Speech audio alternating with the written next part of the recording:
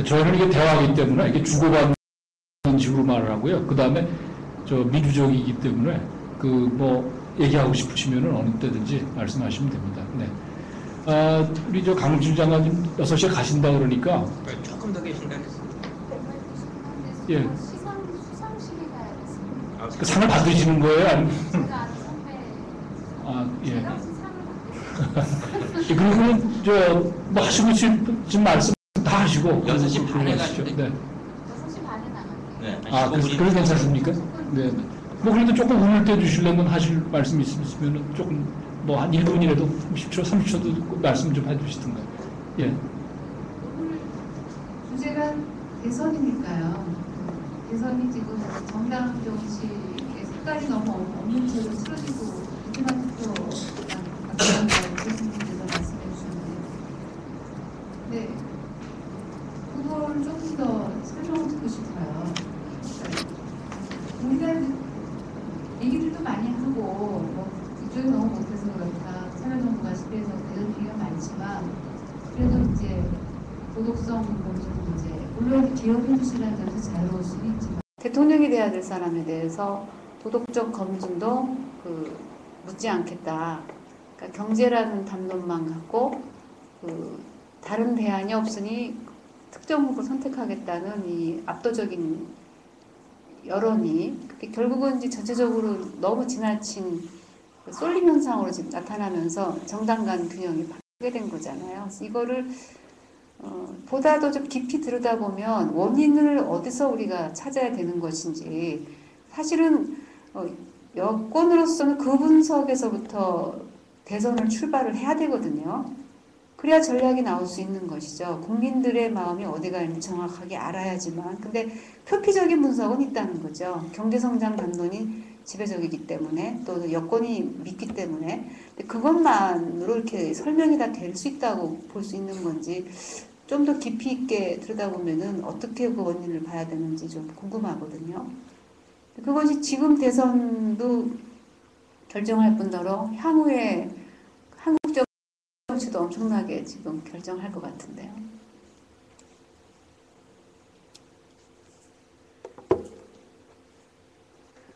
이제 경제 문제가 굉장히 중요한데, 저는 신기한 거는 모든 경제 문제의 해결사는 이제 특정 후보 이렇게 돼 있거든요.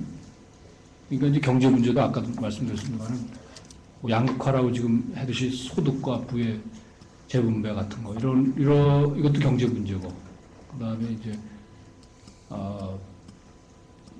뭐 물가 인플레이션 통제하는 건 다 경제 문제고, 이게 이제 서구 정치 같으면은 되게 좌파 정당이 주장하는 그 경제 정책, 뭐 우파 정당 다 경제가 양쪽으로 다 이미지가 있는데 우리는 모든 문제가 한 후보에 직결돼 있어. 이것도 좀 특이한 것 같고요.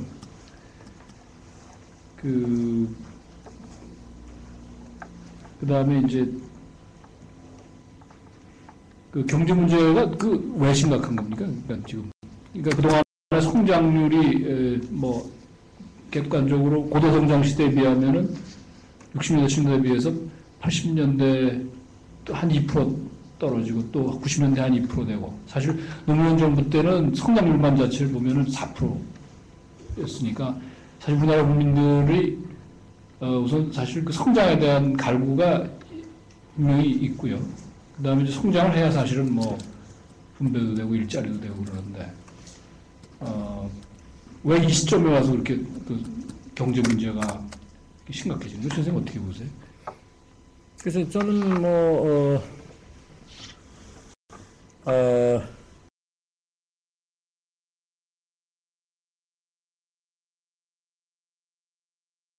정의한다고 그럴까? 성장의 내용을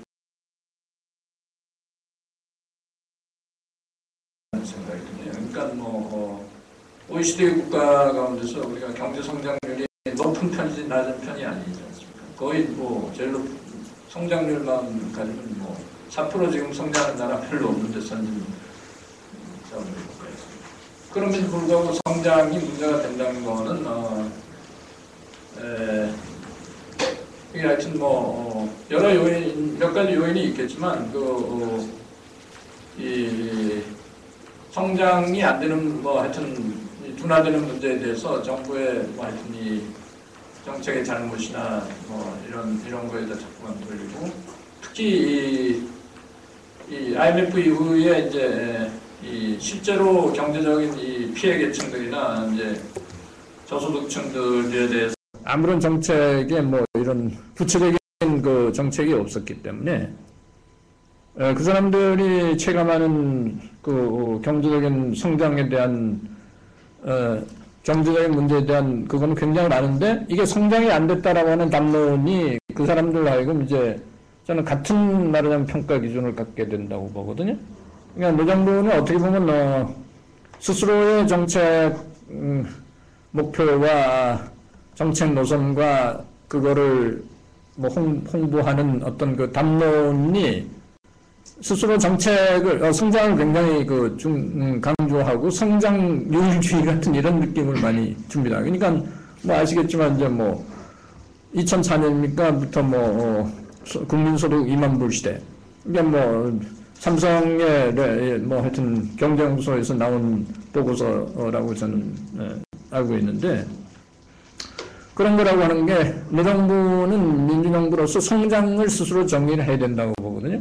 이 성장은 하여튼 뭐 IMF 이후에 우리는 성장을 부정할 사람은 아무도 없죠. 그러나 성장의 내용이 어때야 되고 뭐 어떻게 이 사회정책이나 하여튼 고용 문제나 이런 거를 어떻게 뭐 한다는 뭐 무슨 그게 있어야 되고 한데 노정부가 말했던 얘기라고 하는 건 지금 한나라방이나 삼성경제연구소나 노정부나 똑같은 얘기를 하기 때문에 그 같은 말하자면 기준에 의해서 평가될 수밖에 없는 것이고 그렇다면 뭐 노정부는 어떻게 보면 스스로 지지 기반을 다 잃어버리고 그렇다고 이런 정책을 취했을 때 보수파들이 좋아하느냐 하면 뭐 보수파들은 실제로 스스로 권력을 갖는 거를 좋아하지 남의 임무를 한다는 건 그건 안 되는 거고 말이죠. 이런 양쪽으로부터의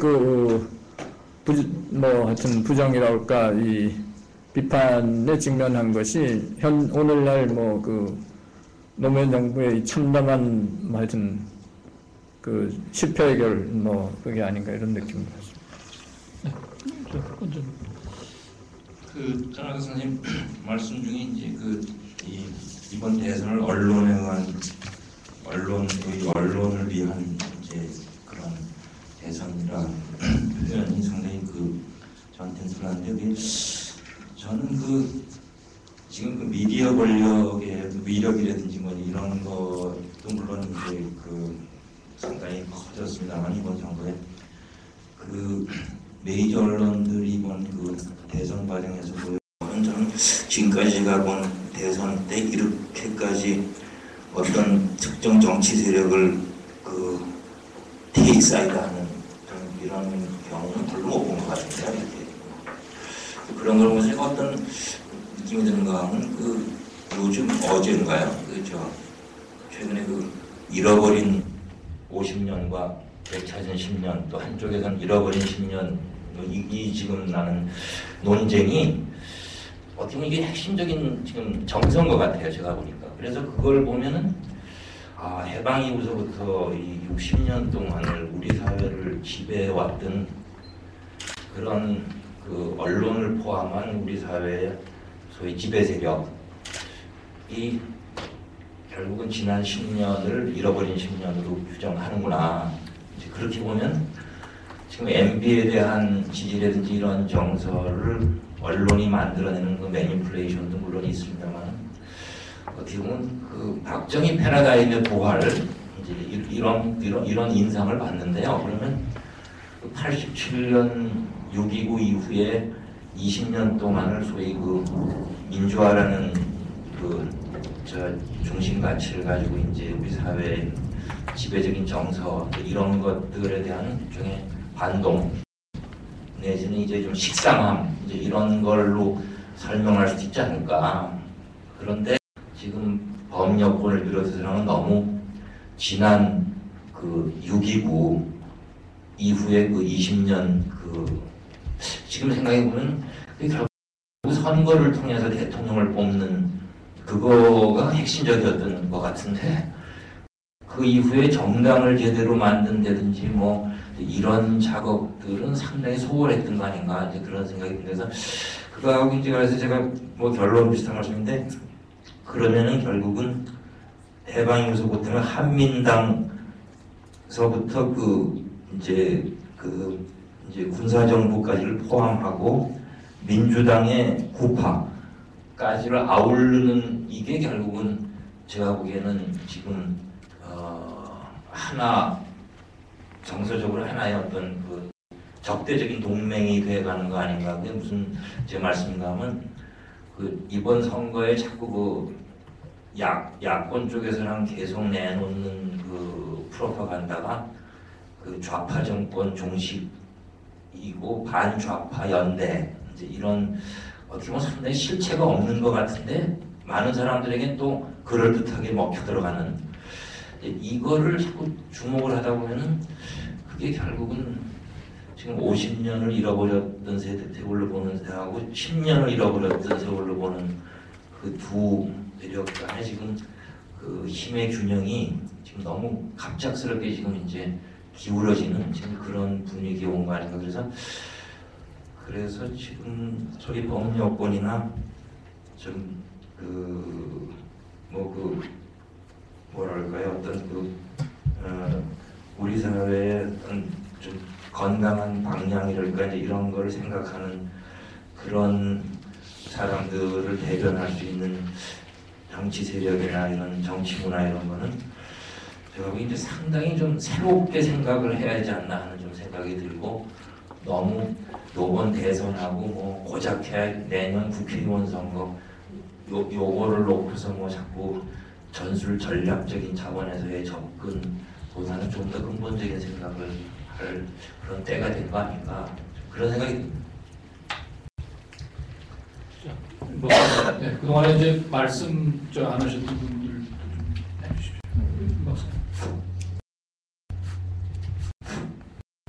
네, 저는 아까 그 처음에 인사 말할 때부터 그 최강 교수님의 민주화 87년 민주화 이후에 우리 사회 최대 과제가 정당 민주주의를 정립하는 문제라고 하는데 전적으로 동감하면서 지금 현대 그 대선 전국이 파행으로 치닫는 것도 결국은 그 정당 민주주의가 제대로 안 돼 있기 때문에 아닌가 하는 그런 생각을 해봅니다. 그런데 이 정당 민주주의라고 하는 게 사실 그 두 가지 그 계층으로 나눠볼 수 있는 것 같아요. 하나는 정당과 정당 사이의 경쟁에 통해서 뭐 정권 교체라든가 이런 문제가 제대로 이루어지느냐 하는 그런 차원에서 이제 정당 민주주의를 볼 수 있고 또 하나는 이제 정당 내부의 운영이 그 민주적으로 이루어지느냐 하는 그런 문제 측면에서 바라볼 수가 있는데 제가 볼 때 현재 이루어지고 있는 이 그 대선 정국의 그 파행 문제라든가 한국의 정당 정치가 발전하지 못하고 있는 문제는 이 정당과 정당 간의 경쟁 문제보다도 오히려 그 정당의 내부적인 민주화가 안 되기 때문에 근원적으로 모든 문제들이 파생되는 게 아닌가 하는 그런 생각을 해봅니다. 그 최 교수님께서 발제하신 그 내용 중에 제일 마지막 결론 중에 첫 번째 문제가 이제 정권 교체도 민주주의다라고 하는 부분에 대해서 저는 뭐 전적으로 동감합니다. 그러나 이게 민주주의만이 그 중요한 게 아니라 결국은 저는 그 개혁적인 민주주의여야 한다고 하는데 이 개혁이라고 하는 것도 물론 이제 그 보수대 개혁으로서 뭐 좀 더 그 서민층에게 경제적인 이익을 나눠주는 것도 개혁이지만 전 이 제도적으로 좀 더 민주주의적으로 바꿔나가는 것 이것도 전 그 중요한 개혁이라고 생각합니다. 그런데 이 한나라당이 과연 그 정당 내 민주주의라고 하는 측면에서 볼 때 정말 민주적인 정당이냐? 전 이 부분에서 상당히 문제가 있다고 생각합니다. 그 부분에서는 아까 남재희 선생님이 그래도 여당하고 여권하고 야당하고 비교해보면 야당이 더 정당이 좀 공고한 거 아니냐 이런 취지로 말씀하셨던 것 같은데 제가 볼 때는 그 정당 내부의 그 구조로 비민주적이기는 한나라당이나 열린우리당이나 마찬가지라고 봅니다. 열린우리당은 사실은 뭐 지도층이 약해가지고 그 밑에 있는 당원이랄까 국회의원이랄까 이런 사람들이 그 사분의결돼가지고 해체된 거라고 한다면은 한나라당은 여전히 옛날 그 독재 정권 시절에 그 소수 보수 중심의 정당 체제에서 벗어나지 못하고 있는 게 아닌가 그래서 현재 그 한나라당의 경선 과정을 보면은 사실 이게 당내 경선이 아니라 결국 당 안에 있는 조그만 당과 당의 간, 이명박 당 대 박근혜 당 사이의 경선이었지 이게 과연 정당 안에서의 그 정당 안에서 그 정당이 표방하는 정당 정책을 실현하기 위한 후보 간의 경쟁인가 하는 그런 의구심이 들고요. 또 한 가지 그 아이러니컬한 것은 그 한나라당 창당한 사람이 그 이해창 씨인데 이해창 씨가 창당해놓은 주역이 스스로 탈당하는 이런 문제는 근본적인 그 한나라당의 구조가 비민주적인 정당이라고 하는 것을 내보이는 게 아닌가 하는 그런 생각이 듭니다. 사실 저는 그 최장길 교수님께서 그 제시하시는 그 거대 파도 87년 이후에 우리나라의 세대 과제는 민주적 그 정당 민주주의를 확립하는 문제라고 생각하는 그 문제를 좀 더 그 부각을 시켜야 된다고 보는데 제가 볼 때 가장 그 우리 87년 이후 이 정치 민주화를 갖다 이렇게 답보 상태로 만드는 것은 민주 세력, 그 민주 세력은 스스로를 갖다 이제 개혁 세력이라고 이제 동시하는데 저는 이 개혁적인 것하고 민주적인 것은 동일하지 않다라고 생각합니다. 개혁, 그 보수적인 것 중에서도 민주적일 수도 있고요. 또 개혁적이면서도 반민주적일 수 있기 때문에 그런데 이 개혁 세력들이 스스로를 이제 민주주의라고 자꾸 착각을 함으로써 그 스스로가 비민주화되는 그런 오류를 범하지 않았나 하는 생각이 듭니다.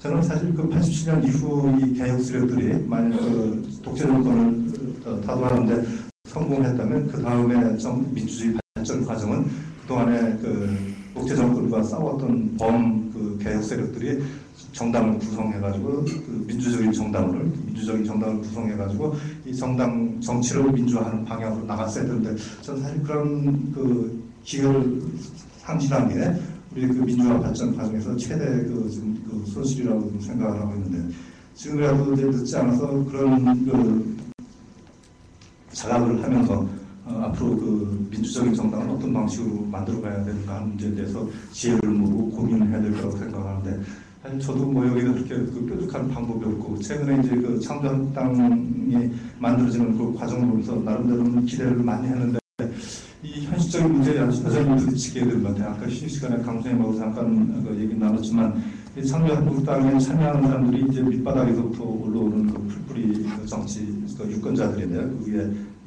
알려진 기성 정치인들이 아니고 그런데 이 사람들을 제대로 이제 조직해내지 못하는 게 뭐냐면 대선이라고 하는 이 그 선거 일정에 맞춰가지고 급조하다 보니까 제대로 의사소통도 안 되고 또 참여하고 있는 사람들도 참여도 안 되고 또 그러다 보니까 그 안에도 또 선거 꾼들이 있어가지고 그 사람들이 뭐 선거운동하는데 자리라든가 조직이라든가 이런 걸 놓고서 또 알력을 보이는 그런 문제점도 있고 그래서 사실은 이 민주적인 정당을 결성하는 문제는 여전히 난제구나 하는 그런 생각이 드는데 전 신일창규 선생님의 그 자세한 책은 못 읽었지만 그 중앙일보에 몇 차례 거쳐서 거의 전면에 거쳐서 이제 인터뷰라든가 뭐 이런 그 취재 기사를 이제 실린 걸 읽어봤는데 그 기사에 대해서 전적으로 그 동감하면서도 과연 그 어떤 방법으로 그러면 이 정당 민주주의를 발전시켜 나갈 건가 이런 부분에 대해서는 저도 계속 고민하고 있지만 신양규 교수님의 그 의견을 좀 듣고 싶었거든요. 여러분 마침 좋은 기회가 있어서 선생님께서 좀 그 생각을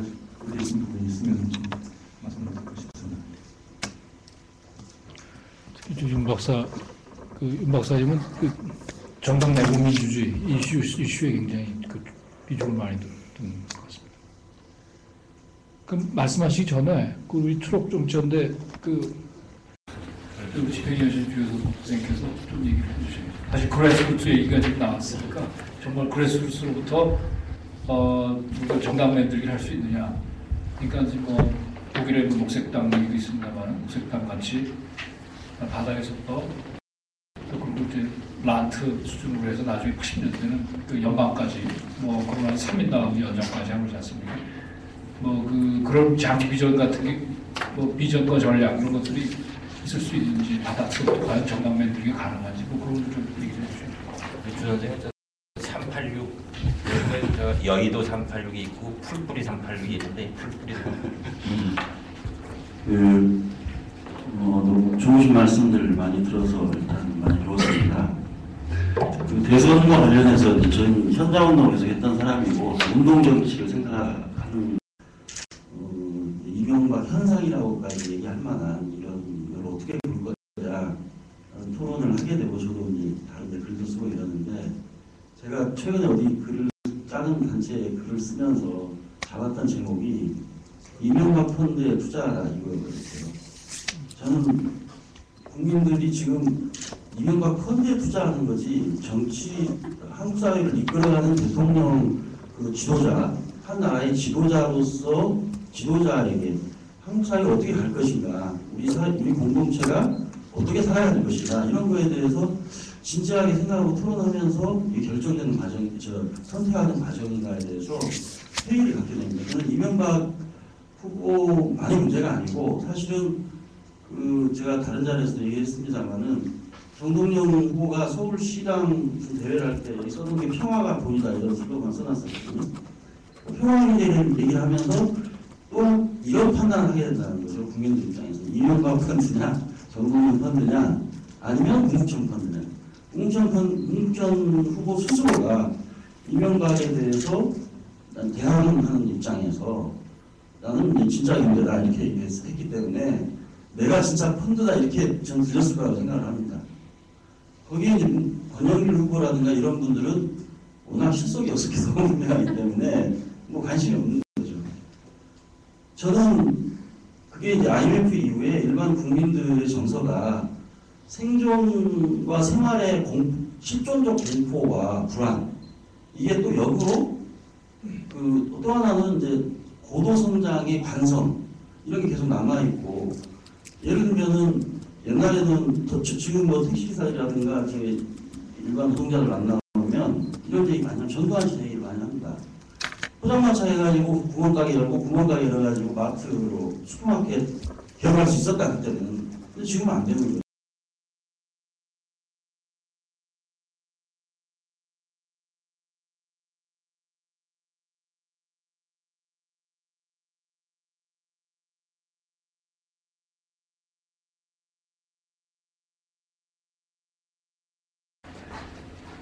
근데 그러면 방법이 뭐냐? 저희 현장 운동하는 입장에서 그러면 해법이 뭐냐 이런 생각을 하게 되는데 저도 유럽의 녹색당 모델을 염두에 두면서 한국형 그린 파티를 좀 만들자 이래서 생명평화운동하는 단체들, 환경운동 단체들의 젊은 활동가들하고 몇 년째 계속 논의를 하고 있고 준비를 하고 있습니다. 그리고 그렇게 준비를 하는 가운데에서 창조한국당을 준비하시는 분들도 만나게 되고 또 민주노동당에 계신 새로운 흐름들이 민주노동당 안에 이제 민주노동 안에 초록파, 민주노동당 안에 삼인주의파 이런 분들 만나게 됩니다. 근데 그러면서 계속 하나 이제 의문이 드는 게 계속 고민을 안게 되는 게 과연 한국 사회에서 근대 정당의 뿌리를 내리는 게 현재 과제인지 근대 정당의 한계를 넘어서야 되는 게 과제인지 그거에 대해서 혼란스러운 거죠. 저도 그렇고 저와 같이 토론하는 사람은 혼란스럽습니다. 강금수 장관님 같이 한때 적어주셨던 때에 개혁당 사람들이 제출하고 있는 새로운 그 시도들 이런 문건들을 읽어보면 또 창조한국당에서도 내는 문건들을 읽어보면 근대 정당의 이제 의의에 대해서 인정을 하면서도 탈근대 정치의 가능성을 찾자 이렇게 얘기를 하거든요. 뭐 왜 2.0 시대에 뭐 정당은 어떻게 돼야 되냐 이런 토론들을 많이 하게 되는데 저 역시 그런 고민을 하게 됩니다. 그래서 많은 언론에서 정당민주주의의 위기, 정당정치의 위기를 얘기를 하고 있는데 그러면 다시 옛날식의 그런 서구형 근대정당 모델이나 대중정당 모델을 다시 쫓아갈 거냐. 근데 저희가 내부적으로 토론하고 같이 고민하면서 느끼는 거는 이미 우리 사회가 워낙 빨리 변화하는 세대라서 농촌 공동체의 향수를 가지고 저는 촌에서 태어났기 때문에 아직 40대 중반이지만 농촌 공동체의 향수를 가지고 있으면서 80년대 그 산업화, 급속한 산업화의 과정에 노동자들의 경험이라든가 이런 게 있으면서 또 한편으로는 정보화 사회, 탈산업사회적인 흐름에 또 살고 있거든요. 이런 어떤 삼중의 어떤 뭐 문화적 충돌, 혼돈 이런 것들을 경험하고 있는 마당에 다시 여기서 근대정당의 틀을 노조를 기반으로 3인당을 만든다, 사회당을 만든다든가 뭐 이렇게 하는 게 가능할지 또 가능하다 하더라도 미래를 봤을 때는 그렇게 가야 되는 건지 심지어는 어떤 뭐 우리 선생님도 잘 아시겠습니다만은 뭐 일부 이제 학자들이나 미래학자들 같은 경우에는 뭐 30년대에 정당이 사라질 거다. 정당 정치가 쇠퇴하고 있다. 이런 얘기를 하고 있고 또 실제로 정당을 통하지 않고도 많은 이야기들이 정치적인 담론이 생산되어지고 소통되어지고 발언되어지는 통로들이 엄청 많이 일어나 있는 상태인데 그런 것들을 그것과 정당을 비롯한 정치 제도 전반이 이 괴리 현상들이 너무 심각하다는 생각을 저희들은 하고 있고요.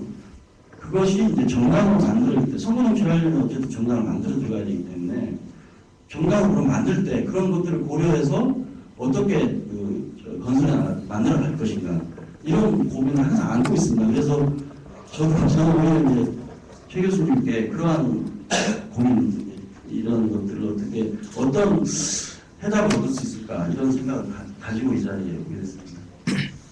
그 이명박 펀드. 하나 얘기. 네. 먼저 말씀하시죠.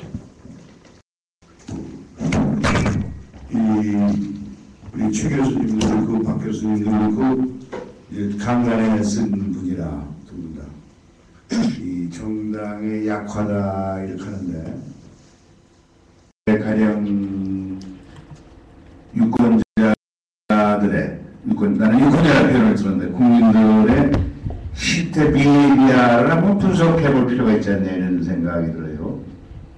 제가 이 중에서는 아마 제가 그 유권자 권리를 많이 한 셈인데 제가 17년을 지구당을 운영해 봤습니다. 돈이 많이 들죠. 그런데 지구당 운영하면서 쭉 가령 그 관원상제 쫓아다니고 말이죠. 뭐 그냥 페이스 투 페이스죠. 그냥 스킨십이죠.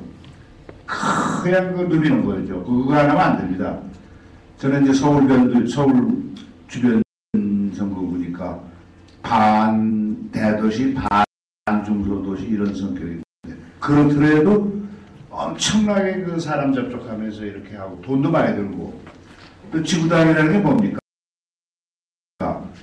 그 밥 사주는 겁니다. 정치 지구당 유지한다. 100명 정도를 밥을 사주려니까 정기적으로 그런 명절 때 소리가 최소한 1,500명을 관리를 하는 거란 말이죠. 밥 사주고 경우에 따라서 명절 때 선물 주고 또 뭐 엽서라도 보내고 그게 지구당이라고요. 그러니까 돈이 지금 돈으로 하면 2천만 원 들었는데 그때 제가 한 1,000만 원 정도 들었어요. 한 달에 1,000만 원 정도 들면서 했단 말이죠. 그러니까 이제 그 다음에 제가 바톤타치라는 게 이신범이라고 알죠. 이신범이한테 바톤타치를 했는데 저는 지상전을 한 겁니다. 그러니까 전부 관왕산제 쫓아다니고 밥 사주고 술 사주고 뭐 편지라도 하고 외국 가면 그냥 몇천 장 우편에도 엽서라도 보내고 말이지 했는데 그 이신범이만 해도 젊은 세대니까 나보다는 훨씬 안 해요. 그걸 딱 안 하고 어떻게 하면은 텔레비에 등장하느냐 요거만 하더라고. 요거만 그냥 텔레비에 나올 일만 해. 그래가지고 텔레비는 나보다 많이 탔어요. 이신범이가. 그게 공중전만 한다 그러지 나는. 공중전만 하다가 고단에 빡 떨어져 버렸어. 이신범이가. 그런데 주의를 많이 줬어요. 지상전, 공중전을 해야 되는 거지. 공중전만 해가지고 안 된다. 근데 이신범이는 공중전만 하고 지상전을 안 하다 떨어졌단 말이죠. 그건 그 얘기는 뭐냐면 점차 나의 시대랑 이신범의 시대가 점차 벌써 전파매체 시대로 넘어간다는 얘기입니다. 그러면 그때보다 지금은 더 텔레비나 인터넷이나 이런 게 더 중요해졌다 이런 거죠. 그런 이제 그 매체의 발달을 고려해 놓고 또 과연 돈 먹는 하마라고 아까 얘기했는데 돈 먹는 하마인 그 비싸게 먹히는 지구당을 그렇게 유지해야 되느냐. 그래 지구당을 중간에 해체한 거 아닙니까? 해체했어도 지금 운영위원회라고 가지고 있습니다. 운영위원회. 그러니까 완전히 없어진 건 아니에요. 소규모로 있어요. 운영위원회라는 게. 그래가지고 그 운영위원장, 지구당 위원장 대신 운영위원장이라고 해가지고 한단 말이죠. 우리하고. 인원만 줄어들었어요. 그래서 이것을 옛날식으로 제가 관리하는 식으로 하는 것이 정당의 정도냐, 지금 운영위원회 식으로 해가지고 오히려 그 매체로 의존하는 게 정도냐, 이렇게 볼 때 소위 정치 의식으로 보면 지금 사람들이 높습니다.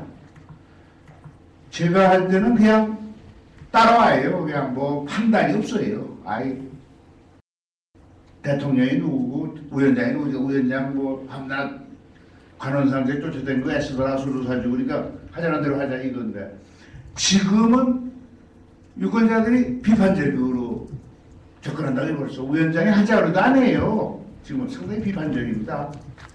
위원장이 뭐 박근혜 찍어라, 이명박 찍어라, 가령 한나라당의 경우 해도 그대로 안 따라온다고요. 옛날하고 달라요. 옛날에는 박근혜 찍지 그러면 이해하고서 전원이 박근혜 찍습니다.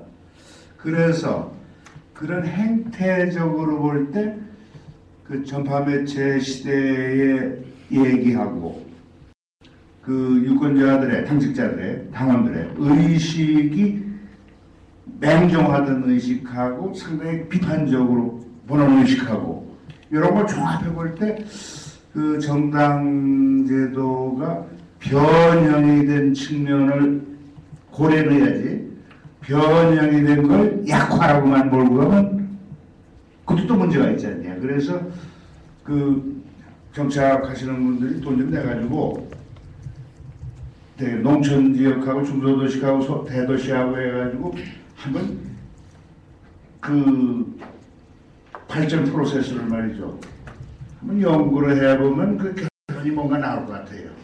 네. 그러니까 지금 그 대통령 후보 경우 후보 중심으로 되는 조직 보면은 뭐 무슨 노사모, 뭐 박사모, 창사랑 이런 듯이 뭐 이제 온라인상에 의사소통을 하고 또 오프라인으로도 만나서 뭐 자기네들 돈으로 움직이고 뭐 그런 현상이 분명히 있거든요. 그게 이제 새로운 현상인데, 이것이 그 정당으로 연결이 안 돼. 개인, 어떤 후보 개인에 대한 팬클럽 말고 말이죠. 정당으로 연결이 돼서 그게 이제 당의 기초 조직인 지구당 조직에 기반하고 연결이 되면은 그건 또 새로운 스타일의 그 바람직한 발전이라고 생각을 합니다. 근데 아직 그 단계는 안 되는 것 같아요. 그게. 그런 문제가 좀 있고, 예전처럼 그 어떻습니까? 지금 그 남현님 정치하실 때는 사실 돈 없으면은 지구당 운영할 수가 없었죠. 그렇죠? 지금은 그 전 사실 정치 시설을 잘 모르겠는데 좀 그게 달라지지 않았겠습니까? 안 돼요. 거의 그때에다 비교하면 훨씬 안 돼요. 거의 안 돼요. 강 변호사님 지난번에 시장선거 경험 좀 한번 얘기해 주세요. 팬클럽 그때 상당히 활발하게 움직이던데 그게 당하고 연결이 따로 안 됐죠, 시장. 팬클럽이요? 네. 지금 그 얘기를 하셔서 잠깐 놓쳤는데 팬클럽. 그러니까 이제 그런 조직이 우리 저 시장선거 술 마실 때 이제 강장관님 그 지지하고 하는 서포터들의 그런 그 조직, 그게 뭐 이제 온라인상에도 있고 막 열심히 활동하잖아요. 뭐 돈 줘서 밥 먹여주고 이래서 하지 않더라도. 근데 이제 문제는 그 개인 거 좋다 말씀드렸는데, 예를 들면 그 열린우당이면 열린우당 그 당 조직하고 어떻게 좀 연결이 되고 당의 그 기반에도 그런 그 상당히 그 자발적 조직들 이런 게 당이 그렇게 운영이 되면 그렇게 바람직하다 볼 수 있죠. 근데 어떠셨는지? 그 고민들은 지금 신당에 있는 국회의원들도 얘기해요. 그러니까 열린 정당. 그러니까 그 점에서 좀 기간당원제가 실패했고, 처음에 우리 당이 그 노선을 정할 때 잘못했다고 보더라고요. 그러니까 기간당원은 정당을 운영하는 핵심 당원제로 운영하고, 나머지는 유권자들이 언제든지 그 참여할 수 있는 열린 조직을 만들어냈어야 된다.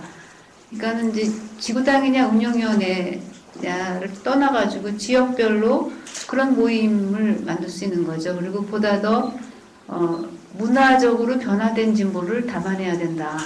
단순히 경제 문제, 정치 경제뿐만이 아니고, 그거는 뭐냐면 이런 예를 들더라고요. 독일에서는 중국의 문제를 정당에서 이제 어떤 그 지역의 소규모 사랑방 모임 같은 걸 활발하게 할 수 있는 거죠. 그래서 예컨대 중국의 문제 우리 논의해보자고 할 때 심각하게 중국 문제부터 이게 아니라 중국 요리 만드는 것부터 모여 앉아서 중국 요리를 만들어서 먹으면서 이게 어느 나라 요리인데 거기는 이런 문제 이런 식의 아주 문화적인 접근 또는 뭐 댄스 파티를 한다는 거예요. 정당에서 모여가지고 그런 얘기도 나오고 또 교회 조직을 활용할 교회 조직을 벤치마킹 할 필요가 있다 이런 얘기들 나오거든요. 그러니까는 지난 2002년 대선 이후에 그거 저는 근본 원인은 잘 모르겠는데요. 이게 뭐랄까 좀 속된 말로 빠정치라는 표현을 써요. 정치학자들이. 그러니까 정당이 자원봉사하고 구분된 후보 중심의 그 정치 세력화하는 거 인터넷을 그걸 어떻게 봐야 되나요? 오히려 그건 전 답을 듣고 싶은데 박사모, 노사모 이런 식으로 정당과 관계없이 후보 중심으로 가는 팬클럽 정치를 정당 정치와의 관계에서 어떻게 봐야 되는지 근데 굉장히 부정적으로 보시는 분들이 있더라고요. 표현을 그렇게 하시면서 그다음에 정당의 일체감이 없으면서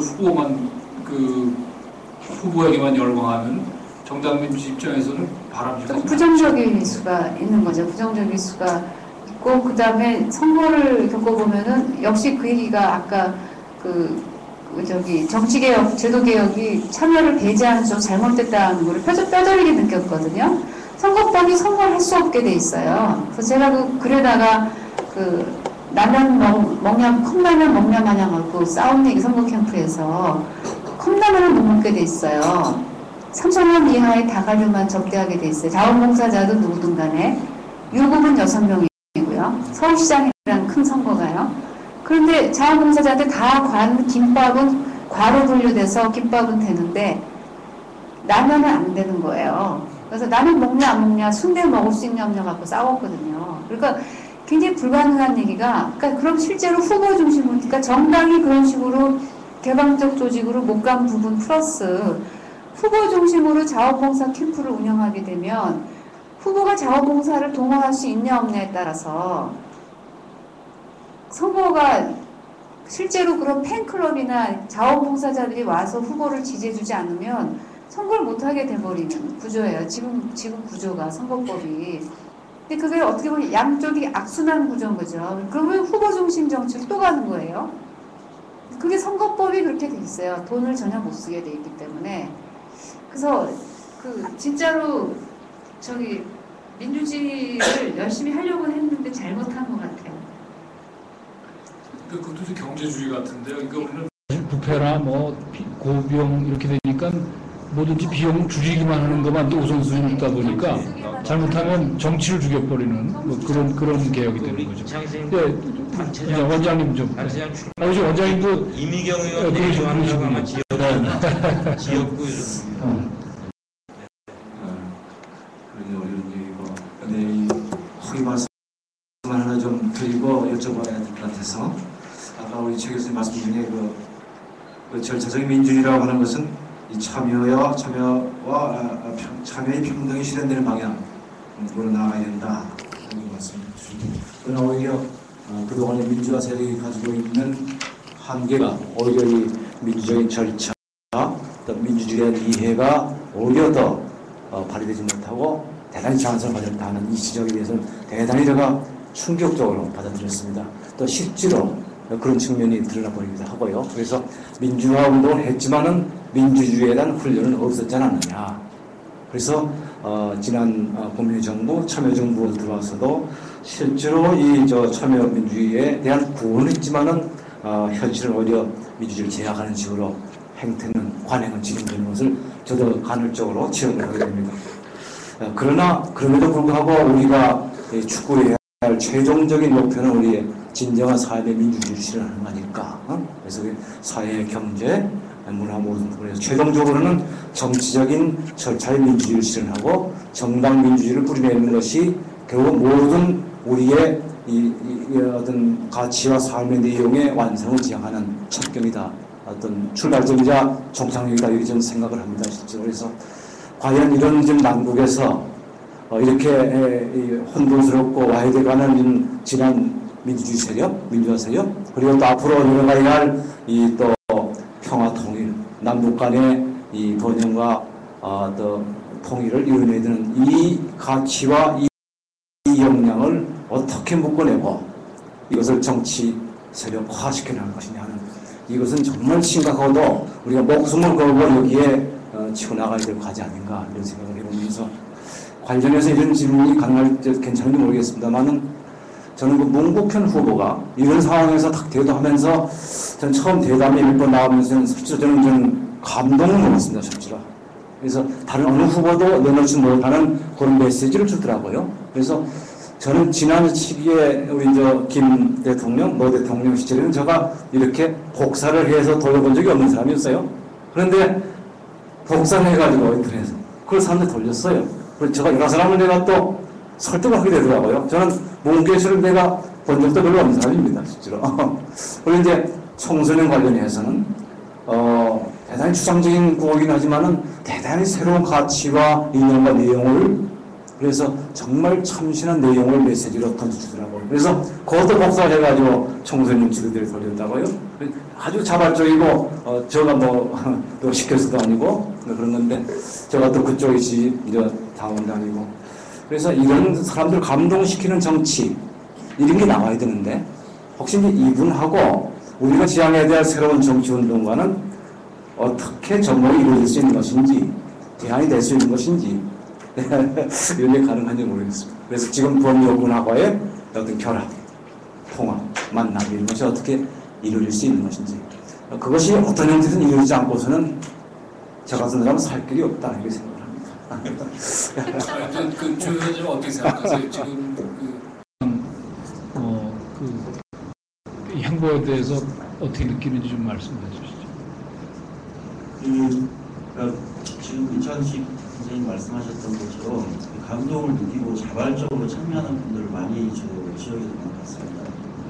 저는 많이 지역을 돌아다니는 편이라서 호남이든 영남이든 그런 분들이 적지 않게 발견할 수 있었는데 실제로 그것이 창조학당으로 조직화가 되거나 선거대책위원회로 조직화가 되지는 전혀 못하고 있습니다.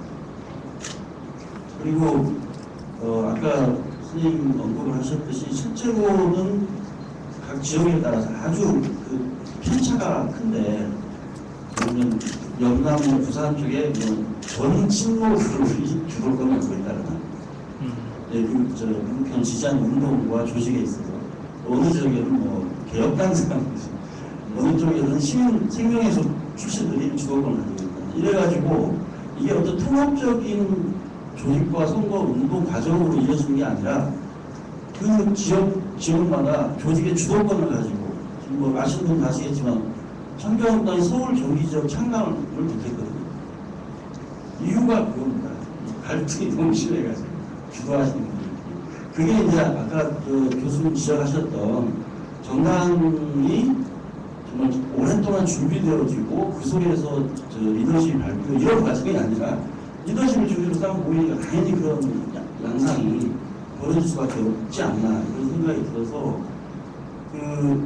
어떤 가능성은 보여줬다고 생각을 하지만 저도 오히려 이찬 선생님 말씀하셨던 것처럼 그 대선 이후에 그 정치 지형의 아마 그 대격변 속에서 새로운 정치적 주체들이 어떻게 만들어질 수 있을 것인가 기존에 있는 주체도 다 포함해서 그거는 진보 진영 전체도 그렇고 아까 말씀하셨던 것처럼 일반 이제 그 펀트 시대에 힘을 얻고 있는 그 보수 이쪽 진영에도 그 변화가 분명히 될 거라고 생각을 저도 하는데 그런 과정에서 미래를 열 수 있는 새로운 주체들이 어떤 방식으로 재구성될 수 있을지 그게 저 같은 사람들의 초미의 관심입니다. 그게 제가 학교에서 대학에 있으면서 이제 수수께끼는요. 이게 대안이 되는 세력도 새로운 가치, 타겟 가치를 구현하려고 하는 정세를 그러면은 그냥 생각하기에 젊은 사람들이 변화해야 되는 추구가 있기 때문에 젊은 사람들이 지지를 많이 받아야 되잖아요. 근데 이제 제가 그 고려대학교 대학신문사 기자도 전화를 받고 저희 대학신문사에 전화를 받았었는데 뭐라고 왜 그러냐 그래가지고 자네들 잘 모르니까 좀 가르쳐달라고 이러지 그랬는 것이 그 대학생도 설문조사를 했는데 5년 전에는 똑같은 조사였어요. 그러니까 10명 중에 젊은 학생들이 나는 보수적이다. 그렇게 얘기하는 사람이 2사람도 안 돼요. 근데 지금은 그게 보통 뭐 내가 보수적이다 이런 사람이 4명, 5명까지 되고 그래요. 그러니까 그런 변화가 있고, 그러니까 그 5년 전 대선 때하고 판도가 완전히 다른 게 20대 아이들 같으면 20대, 30대라는 게 10명 중에 7명이 노무현 후보를 지지했어요. 그리고 이제 40대가 거의 반쯤 갈리고 50대, 60대 가면은 이해창 후보 쪽이 좀 훨씬 많았죠. 근데 요즘에 거기 조사 보면 10명 중에 4명 이상이 서울대 학생들이 이명박 지지가 많아요. 고려대학은 이명박 지지가 10명 중에 한 4명 정도 서울대. 고려대는 7이지 뭐 그래. 원래 고려대는 우리의 학교니까 뭐 제 본문이니까 그런지 모르겠습니다만은. 근데 그게 이제 두 학교만 그런 게 아니라 서울에 있는 7개인가 8개 대학교, 여자대학교를 포함시켜서 했는데 그런 구도가 나왔거든요. 그러니까 요즘에 그 학생들이 그 변화에 대한 추구 또 리스크 테이킹 하는 거 이런 것들이 그러니까 옛날에 뭐 젊었을 때는 무슨 시행착오가 뭐 특권이다 뭐 이런 거 있잖아요. 근데 무슨 그런 게 애들한테 안 먹힌다 학생들 느끼면. 근데 이게 왜 그랬을까? 그게 저도 여러 가지 생각을 많이 해봤는데 IMF가 크긴 큰 것 같아요. 부모들이 이제 그 어려운 서민층뿐만 아니라 중산층도 그 직업 안정성이 그래도 확보되는 그런데 전공하라고 그러고 사고 방식도 그렇고 그러니까 학생들이 그러니까 이제 고시보 공무원 많이 하려고 교사 그런 거죠. 그런 것들. 그래서 이것이 이제 학생들이 현실적이 된 것이 좋은 건지 이렇게 좀 진취적 기상이 없는 젊은 사람들 이런 사람들 점점 많아진다는 게 사회를 위해서 좋은 거라고 볼 수 없지 않냐 그런 생각이 들었습니다. 근데 제 얘기는 지금 그런 실험들이 사실은 이제 되게 젊은 층이 맥히는 게 일반적인 건데 이제 그런 느낌을 제가 가졌고요. 좀 말씀 더 하실 수 있어요? 요전에 지금 서울대학 신문에 난 거 보니까 문국현이가 2등이던데, 그렇죠? 권영길이가 3등, 정동영이가 4등. 네, 그게 이제 4등인데. 그 민주노동당 경우가 지난번보다 확실히 구슬이 약해. 그게 이제는 대학생은 또 민노당은 대학생 기반들이 강하기 때문에 상당히 지지가 많이 나왔어요.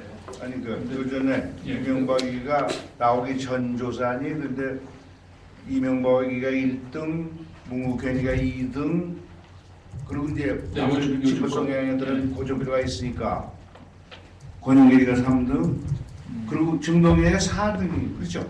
그 순서 정확히 모르는데 아마 틀린 말씀이 아닌 것 같습니다. 아니 그런데 뭐가 달라졌어요. 지금 그 20대 같이 이거에 결국은 이제 왜 그랬을까? 이 사회학자가 이제 그 질문을 해야 되고 그걸 대답을 해야 되는데 아무튼 그런 게 있습니다. 예, 뭐 생각났길래 그냥 시민사회단체 활동가들 여론조사를 정당지도 조사를 한 2달 전에 했는데요. 한 달에 좀 전에 한나라당하고 민주노동당이 23% 거의 비슷합니다. 지금 현재. 그러니까 시민단체 시민단체 활동가 대상의 여론조사. 예. 그게 뉴라이트가 여기 이제 시민사회심에서 조사를 했기 때문에 진보 진영의 시민사회단체 조사를 했는데 5년 전에 조사를 4년 전에 했을 때는 압도적으로 민주노동당이 40% 이상의 지지를 받았고 한나라당은 한 10%대가 채 안 되는 지지였는데 지금은 23%로 약 1% 차이로 민노당이 1등이긴 한데 거의 차이가 없고 한나라당이 대약진을 했습니다. 거기도 그러니까 열린우리당이 제일 낮다 이거죠. 예, 아니 거기 뭐. 근데 그 대신 또 지금 NGO에 대한 신뢰도 조사가 그 전에 비하면 굉장히 낮아졌어요.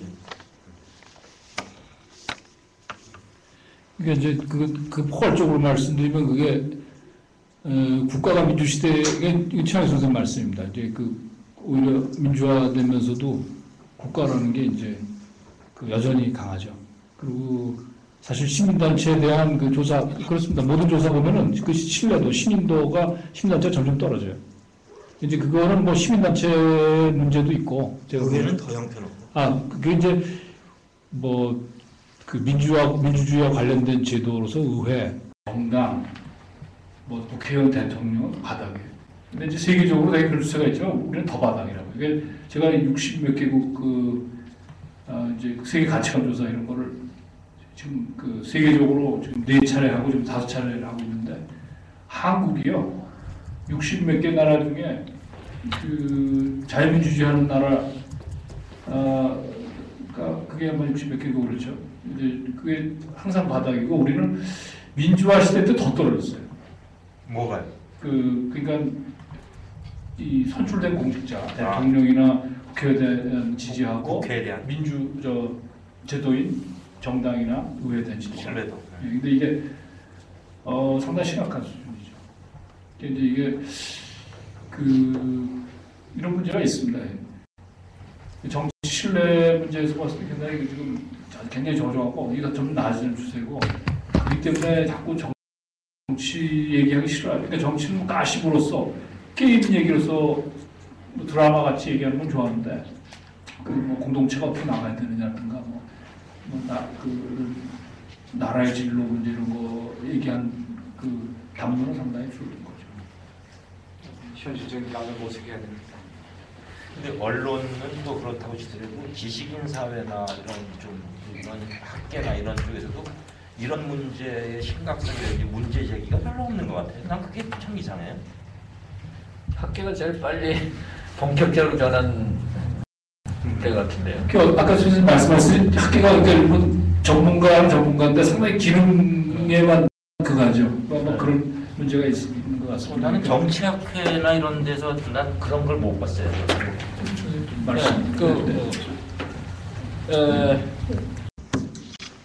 전체적으로 보면 한 두 레벨에서 얘기가 가능할 것 같은데 이 강대영 원장께서 이제 제작하신 이제 좀 장기적인 안목에서 해방 후부터 지금까지 이제 이 거시 역사 안목이라고 그럴까 하여튼 정치 변화의 관점에서 지금 이제 그 한나라당의 우세나 뭐 이런 것이라고 하는 게 해방 후부터 이제 굉장히 한민당으로부터 시작해서 민주당 구파로 해서 이제 한민당으로 이 면면이 이어지는 그 보수적인 보수 본류라고 그럴까 뭐 이런 라인이 다시 이제 강해지고 부활하는 이런 느낌을 이제 말씀했는데 상당히 거시적으로 보면 이제 그런 느낌도 없지 않아 들긴 해요. 그러니까 우리 이 민주화라고 하는 것이 이제 긴 냉전의 시기의 마지막 단계에서 발생했고 한국의 사실 국가나 사회라고 하는 것이 이제 해방 후부터 전쟁을 거치고 이제 권위주의 산업화 이런 거를 거쳐서 굉장히 보수적인 틀을 가지고 그 기반을 가졌던 조건에서 민주화가 발생했다는 게 상당히 중요한 것 같습니다. 그래서 한 87년의 민주화라고 하는 것은 대체로 보면 이제 강력한 국가가 이미 자리 잡은 뒤에 이제 발생했다는 사실하고 시장은 이제 삼성 하여튼 요즘은 삼성이 대표적이지만 하여튼 강력한 재벌들이 소수의 재벌들이 한국의 하여튼 시장을 독점한 이후에 민주화가 발생했다는 사실하고 그리고 이제 강력한 보수 언론들이 이제 담론 이 공론의 장을 지배하는 하여튼 이런 확실한 틀이 만들어진 뒤에 민주화가 발생했다는 사실은 구조적으로 민주주의가 이제 제약될 수 있는 그 구조 위에서 발생했다는 사실이죠. 이거는 서구의 선진민주주의 국가에서는 있지 않았던 일입니다. 서구의 민주화라고 하는 것은 사회의 발전과 국가의 하여튼 관료제의 발전과 시장의 발전, 경제 발전 이런 것들이 대체로 시차적으로 병행하면서 나타났기 때문에 상대적으로 수월했다고 그것도 장기적으로 일어났고요. 수월했다고 볼 수 있는 데 비해서 우리나라의 경우는 이제 틀이 완전히 보수 에스타블리시먼트의 틀이 갖춰지기 위해서 이제 민주화라고 하는 것이 그렇기 때문에 민주화라고 하는 것이 운동으로 통해서밖에는 만들어질 수 없었고 이 운동으로 만들어진 민주화이기 때문에 민주정부들이 막상 그 정권을 잡았을 때 민주정부를 수립했을 때 이 엄청난 국가기구를 관리하고 사회를 운영하고 할 수 있는 그 노하우라고 그럴까 이런 뭐 학습할 기회가 없이 그냥 너무 어떻게 보면 빨리 민주화가 와가지고 감당할 수 없는 이런 일을 맡았던 것이 사실이라고 봐요. 그러니까 저도 뭐 노무현 정부에 대해서 비판을 많이 하는데 비판을 하지만 그거는 뭐 아주 그 뭐 보수보다 못하다 이런 비판이 아니라 하여튼 이 민주화 세력에 좀 경각심을 주고 자각할 수 있는 이런 뭐 계기를 만들기 위해서 이제 하고 그러는데 이런 구조적 제약을 고려하면 뭐 김대중 정부나 노무현 정부에 대해서 너무 그 가혹하게 비판할 수 없는 여지는 전 인정돼야 된다고 봅니다. 그러니까 그럼에도 불구하고 이 노무현 정부에 대해서 안타깝게 생각하는 것은 이제 이렇게 좋은 기회가 없었는데 말하자면 이제 대통령도 민주파가 잡고 뭐 의회도 다수파가 만들어지고 해서 잘 이 권력을 운영하면 많은 것을 할 수 있었음에도 불구하고 이걸 너무 쉽게 생각하지 않았나 안일하게 이제 그 아무 준비 없이 이제 보수적인 담론이나 이제 앞에 박정희 정부 정말 때 그 모델에 그대로 성장 중심의 국가가 하여튼 주도하는 재벌 뭐 이런 경제 체제를 통해서 성장을 하겠다는 정책 위에는 뭐 민주파들이 별로 내놓은 게 이제 없지 않았나 이런 생각이 드는 거죠. 아까 윤석주 교수님도 말씀했지만 이제 민주파라고 하는 것이 이제 그 개혁하고 이게 사실 같은 게 아닌데 이게 민주파들이 스스로 개혁적이라고 생각하고 그거를 독점하는 것처럼 이렇게 생각했던 것은 뭐 어쩔 수 없는 면도 있겠지만 상당한 오만이라는 면도 있는 거죠.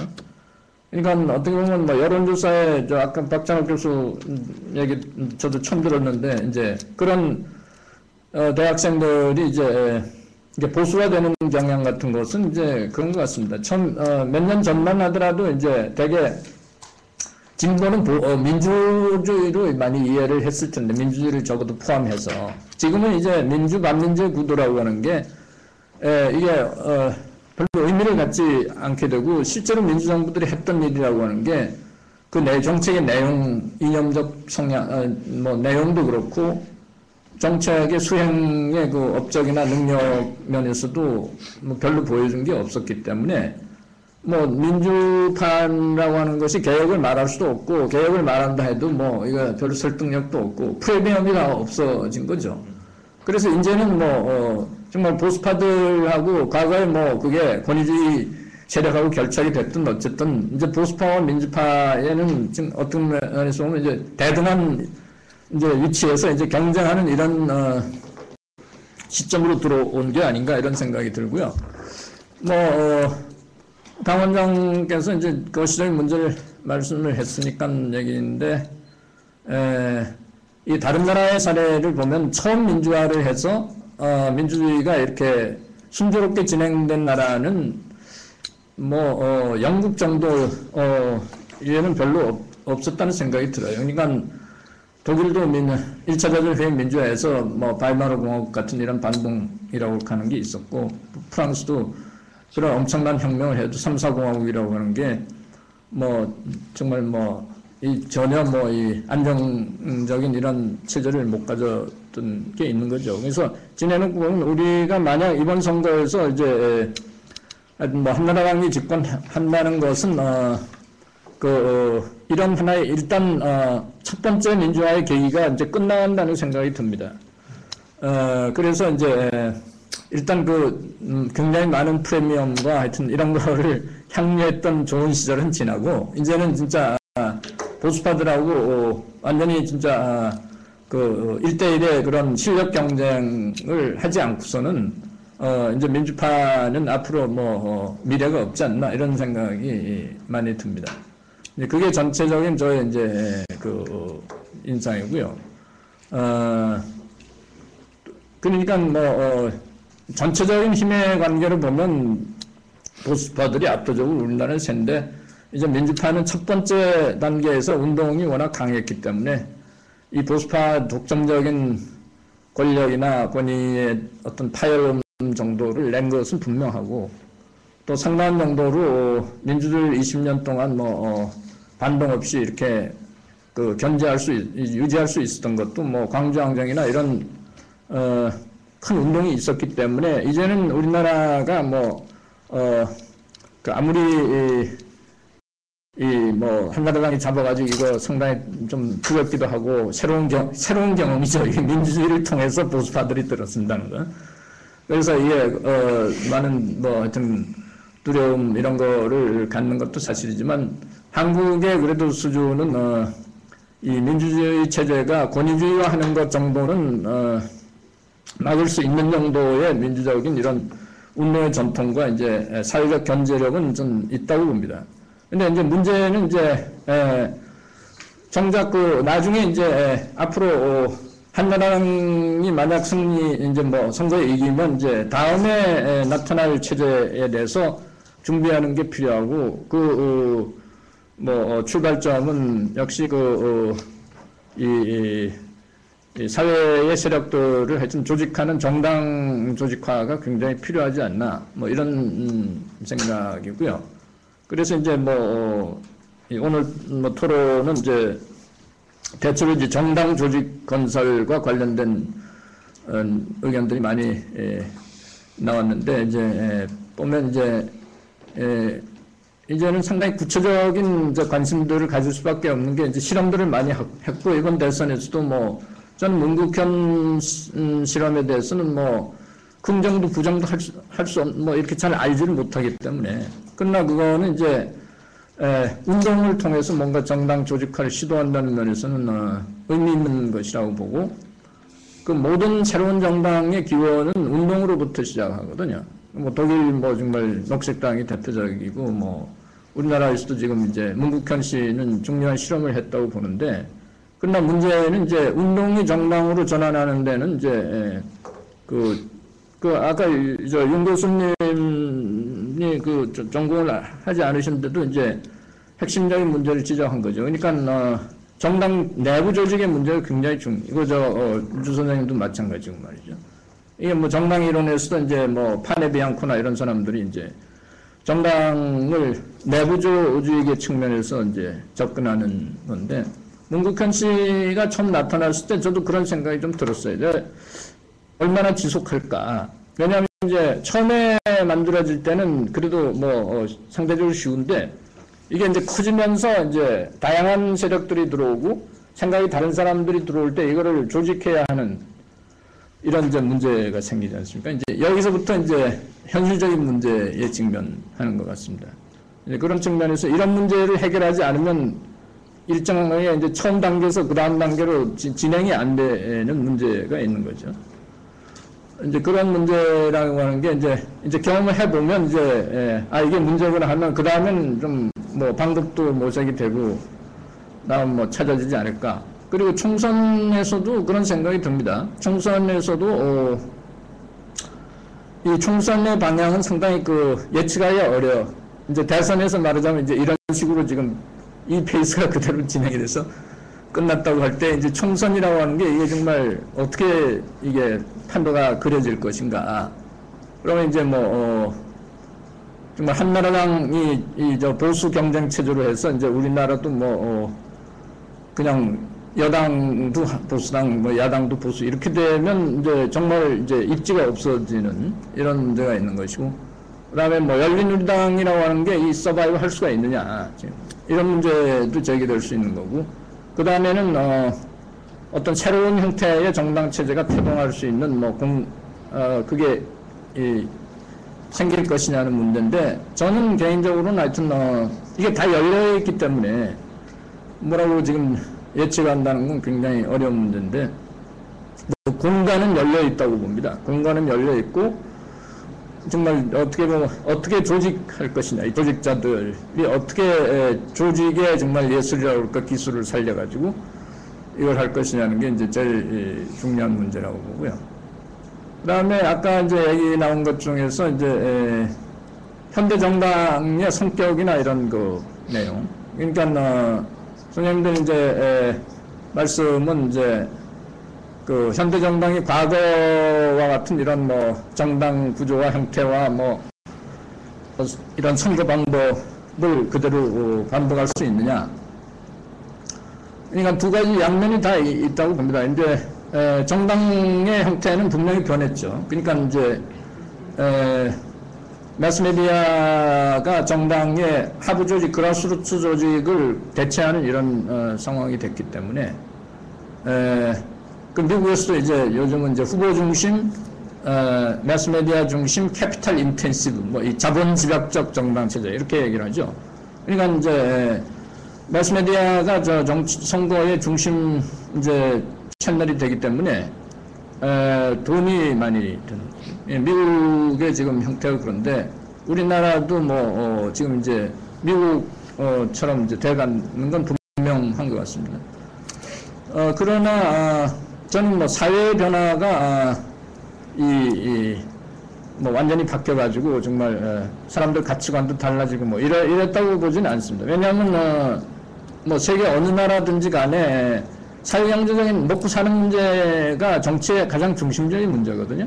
그리고 이 차이를 둘러싸고 이해관계의 차이를 둘러싸고 갈등이 생기고 이 갈등을 조직하는 게 대표하고 조직하는 게 정당입니다. 간단히 얘기하면. 그런데 우리나라에서는 전 이제 지금까지의 정당 체제에 대해서 문제가 있다고 보는 것은 이 사회 경제적인 이슈, 삶의 문제를 전혀 정치적으로 이슈화하지 않는다는 겁니다. 그래서 새로 발생하는 정당은 첫째 이거를 실제로 구체적으로 제시를 해야 되고 이 이익과 관련된 집단 사회 그룹들하고 연계돼야 되고 뭐 그런 작업이 일단 있지 않고서는 그냥 뭐 정치 제도권 안에서 무슨 뭐 지금까지 했던 식으로 이합 집산하거나 이래서는 뭐 정당이 안 된다고 보는 거죠. 하여튼 뭐 그런 뭐 생각을 말씀을 들으면서 이제 하게 됐습니다. 네.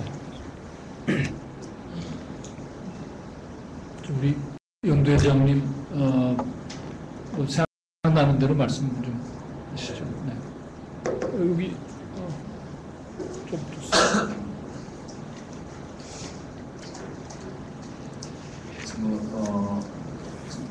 저는 어떻게 보면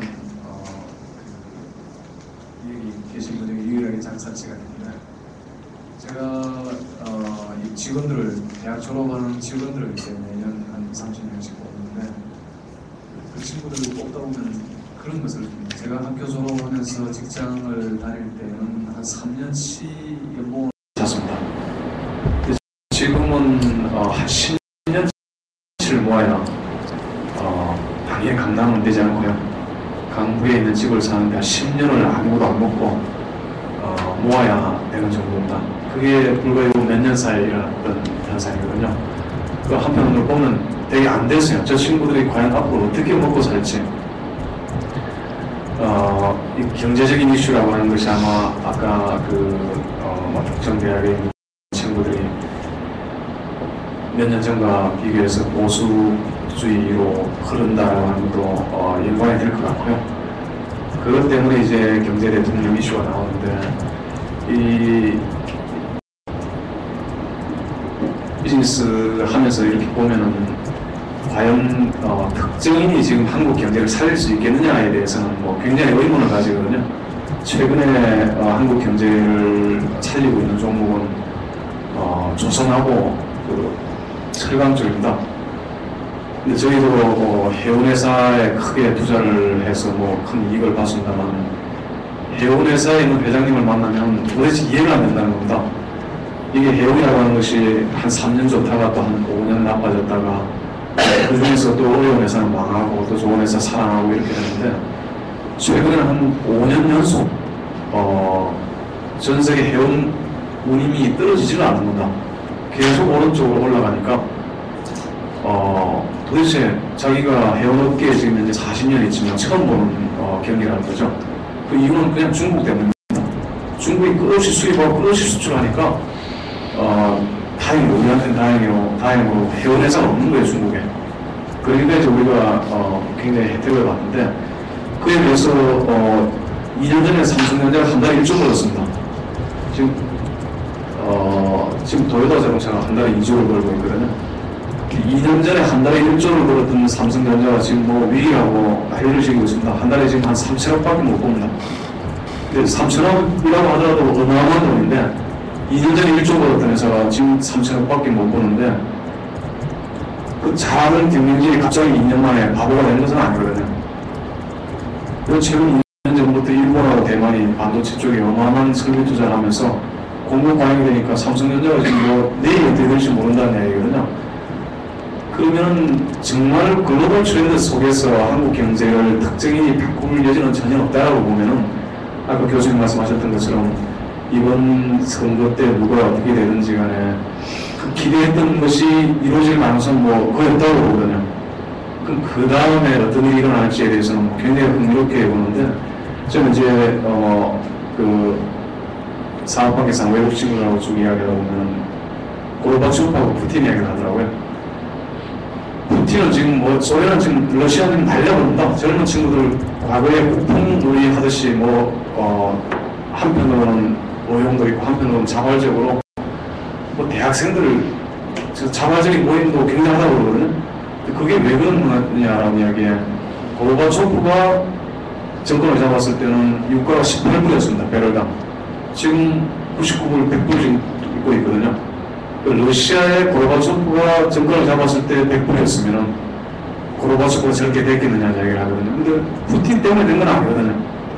이게 특정 국가의 특정 정치인이 물론 과거에 굉장히 폐쇄된 상태에서 재벌 위주로 이렇게 수출, 그 다음에 저임을 위주로 해서 성장시키던 시절도 있었겠죠. 지금처럼 개방된 나라에서 특정인이 경제를 살릴 가능성은 영이라고 생각합니다. 전두환 대통령이 정권 잡았을 때 우리나라가 가졌던 유가 중에 가장 낮았을 때였거든요. 3조라고 하는 식도 있었는데 그러면 과연 그 정말로 먹고 살기 힘들고 대학 졸업해서 취직하기 힘들고 취직하더라도 또 잡 시큐리티 없고 집 구하기 힘든 상태에서는 저 사람이 살릴 수 있다고 하는 상태로 어떤 결론이 난다고 할 때 답을 하는 가능성이 전혀 없거든요. 그랬을 때 그 다음 단계에 어떤 변화가 있을지에 대해서 굉장히 궁금해하고 그것도 그 변화를 어떻게 오거나이즈 하느냐가 또 큰 차이점을 가지고 있지 않겠느냐. 현장에서 장사치로서 느끼는 이야기는 생각 그런 거였습니다. 저희들이 한 5분여 정도 시간이 의원님 그 말씀을 좀 이어주셨습니다. 중간에 블랭크가 생겨서 결론은 우리가 이 논의를 다 따라서 듣지 못해서 분노하는 소리가 될지 모르겠는데 상당히 좀 비관적인 전망이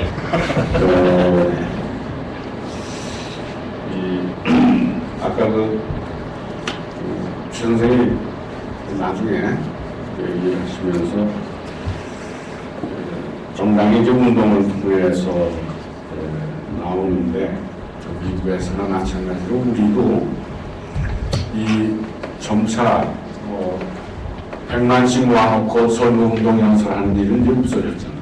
전부 다 이제 매스미디어, 텔레비나 신문 광고 이런 걸 통해서 대중들과 대화를 하게 되고 또 지지자를 끌어들이게 되는데 이게 전부 다 돈 노름만이에요.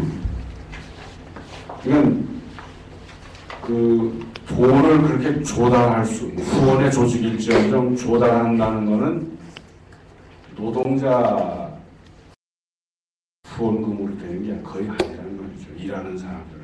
이 전부 다 이 돈 있는 사람들이 어떤 방식으로든지 요새 정치자금법 위반하는 거 보니까 그 회장이 어떤 특정한 사람한테 돈을 건동하려면 자기 회사 임원들이나 뭐 그 밑에 사람들한테 돈을 쭉 나눠줘가지고 그 돈을 내게 하더라고요. 그 월급쟁이가 자기 돈에서 뭐 10만 원, 100만 원 띄어가지고 후원금 내는 거는 특별한 경우가 아니면 거의 어려운 일 같아요. 이게 뭐냐면은 아까 그걸 좋게 얘기해서 캐피탈 인텐시브하다고 표현을 하셨는데 그 대자본이 지배하는 선거, 대자본이 지배하는 매스미디어 이쪽을 통해서 선거운동이 진행이 된단 말이에요. 이게 쉔 데모크라시로 점점 가고 있다는 느낌을 받는데 앞으로 과연 그 이렇게 자본의 지배력이 관철되는 우리 여건 속에서 제가 아까 떠나기 전에 얘기했던 지난날 뭐 지역주의라든지 뭐 연고주의 이런 거로 진행이 되어온 그 삼김씨의 정당 같은 그런 정당이 사라지면서 그 이 민주화가 진행되는 속에서 새롭게 등장할 정당이 이런 그 캐피탈 인텐시브한 이런 구조를 견디고 어떻게 민의를 제대로 반영하는 정당이 될 수 있겠느냐. 그 지난 몇 년 사이에 우리 시민운동이 상당히 활발하게 진행이 됐고 그걸 통해서 이번에 문국현 후보 같은 사람도 그 시민운동에 기반한 정당을 좀 만들려고 하는데 잘 안 되잖아요. 다행히 문국현 후보가 부자가 돼서는 전화만 진행이 된다고 봅니다. 네? 자기 돈을 이번에 100억쯤 쓰겠다고 했다니까. 그런데 그런 특별하게 마음도 뭐 생각도 괜찮고 돈까지 많은 사람들이 정당을 하는 건 아니란 말이죠. 이제 이 운동을 통해서 새로운 정당이 나와야 된다. 나온다. 이렇게 말씀을 하셨는데 과연 그런가? 과연 그런가? 그런 점에서는 저는 이 전통적인 그 연고주의 정당이나 이런 것이 사라지면서 유 선생이 항상 말씀하시는 그런 시민의식에 기초한 새로운 정당이 지금 등장하는 그 풍토, 조건 굉장히 힘들다고 봐요. 지금도 지금 그 모임에 가서 한 5, 60명 모인 데 가서 이런 얘기를 하다 왔는데 굉장히 그 사람들은 좋은 뜻을 가지고 이번에도 뭐 어떤 후보를 만들기 위해서 애를 쓴 사람들인데 굉장히 지금 침체되어 있어요. 정말 그 얘기까지는 아까 최 교수 말씀 안 했지만 이번에 그 정동영 후보가 득표율이 뭐 이 50% 아래가 되든 어떻든 득표율이 30% 아래로 내려갈 경우 그리고 그 후보가 돌아다니면서 선거운동 연설을 해줘가지고 국회의원 당선시켜야 될 거 아니에요. 안 된단 말이죠. 그럴 경우 30% 아래로 득표율이 내려갈 경우 그 사람 쳐다보고 국회의원 나올 사람들이 그 밑에서 얼마나 있겠는가. 자칫 잘못하면 아까 보복구도를 말씀했잖아요. 더구나 그 민주당 쪽에 그 이명박 쪽에서 그런 정책연대 내지 통합 제의를 할 때 집권까지 그쪽에 한 마당에 그런 그 굉장히 여당 주도의 그 정계 개편 같은 게 거셀 게 아니냐. 그리고 최 교수 말씀대로 정치구도 전반은 보복 지형으로 갈 수도 있지 않겠느냐는 그런 그 우려를 합니다. 다만 그렇게 대통령 권력이나 국회 권력이나 지방자치 권력까지 다 독점한 한나라당 쪽에서 그 비정규직 문제를 해결을 제대로 하겠습니까? 아까 이 선생 말씀대로 뭐 지금 한 그 대기업들이 그 자본 스토크가 한 4천억 불 정도 된다고 그래요. 그 전부 다 하면은 국내 안 투자를 제대로 안 하고 있는데 이명박 씨가 한다고 해서 이익이 남지 않는데도 국내 투자를 할 거냐? 저는 그렇게 보지 않아요. 그런 점에서 이 선생이 얘기하는 거에 저는 동의합니다. 이익이 안 나면 그 사람도 여기 국내 왜 하겠냐고. 중소기업 문제 그렇게 해결하려고 적극 투자하겠습니까?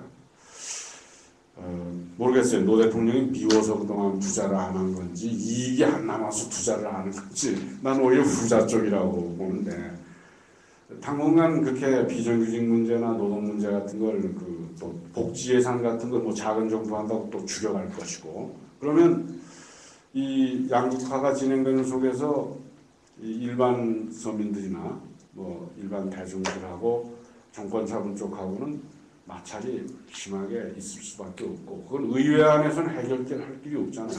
그쪽이 다수를 점하고 있으니까 이 거리 정치 같은 게 또 등장하지 않을까 뭐 그런 또 걱정도 해옵니다. 시간은 다 됐습니다. 말씀하시겠다는 분이 있으면은 뭐 한 번만 더 해주시고 아니면은 마무리할까요? 저는 아까 말대로 이 사장님 정치가 뭐 리더십에서 이제 경제가 뭐 이렇게 별로 그 영향을 안 받는 시대로 들어갔다고 그랬죠. 그럴 경우에 어떤 전망을 하십니까? 경제 쪽에서는?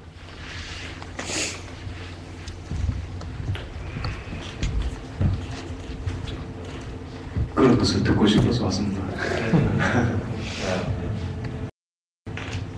아무튼 지금 사실 뭐 경제가 뭐 양극화든 뭐 성장이 둔화됐든 문제인데 그게 사실 구세주처럼 어떤 특정한테 이렇게 기대고 있거든요. 근데 사실 좀 우려가 될 텐데 뭐 또 우리는 상당히 또 그 기대를 굉장히 높게 걸어요. 새로운 대통령이 등장하면 그러다가 또 실망할 때 또 굉장히 그 환멸 같은 게 있거든요.